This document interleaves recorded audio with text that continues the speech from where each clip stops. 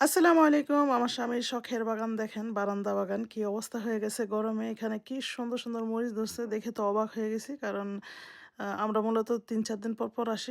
খুব দ্রুত বাড়তেছিল। বাট গরমে দেখেন কি অবস্থা করে ফেলছে। টমেটো গাছটা একদমই যায়, যায় অবস্থা। আর এখানে সব লাউ, কুমড়া, তারপরে হচ্ছে শসা অনেক কিছুই লাগাইছিল। পুরা বারান্দা ভরা ছিল। আস্তে, আস্তে মরতেছে আর উঠাইতেছে এরকম আরকি। তারপরও মরিচগুলা দেখে একদম শান্তি লাগলো। যাক, একটা তো ফলন ভালো হইছে। আর এগুলা মূলত আমি আর বড় হইতে দিতেছিলাম না।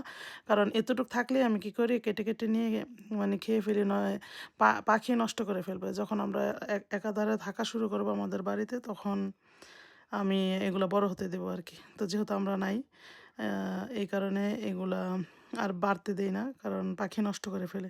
এই নিয়ে কয়বার যে পাখির বাসাটা আমি ভাঙছি। তারপরেও দেখেন শখের তোলার দাম ৳৮০, ২ টা মরিচ খাইতে পারলেই আমার স্বপ্ন পূরণ হয়ে যাবে আলহামদুলিল্লাহ।